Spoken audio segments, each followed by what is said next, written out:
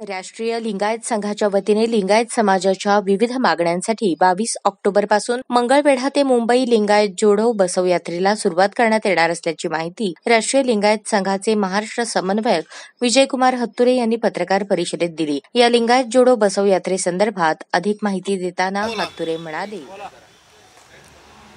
महाराष्ट्र सरकारला जागे करण्यासाठी व गेल्या 5 वर्षात लिंगायत समाजाच्या विविध मागण्यांसंदर्भात महाराष्ट्र शासनाने जी या मागण्यांना जो मान्य केला नाही याला जागे करण्यासाठी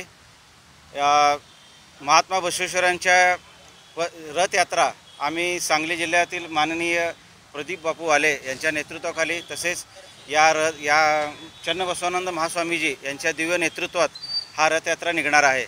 हा रथयात्रा केवळ लिंगायत समाजाला सरकारला जागे करण्यासाठी व 1 कोटी लिंगायत जे महाराष्ट्रामध्ये आहेत यांना न्याय देण्यासाठी व त्यांना जागे करण्यासाठी हा रथयात्रा निघणार आहे।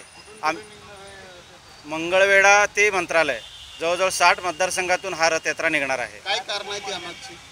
लिंगायत धर्माला स्वतंत्र मान्यता द्यावी, अल्पसंख्याक दर्जा मिळावे, तसेच महात्मा बसवेश्वरांचा मंगळवेढ्यातला रखडलेला हा प्रकल्प पूर्ण व्हावे।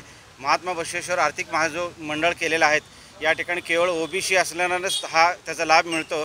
सरसकट लिंगायत समाजातील सर्व विद्यार्थ्यांना हा लाभ मिळाला पाहिजे, अशा विविध मागण्यांसंदर्भात हा रथयात्रा असणार आहे।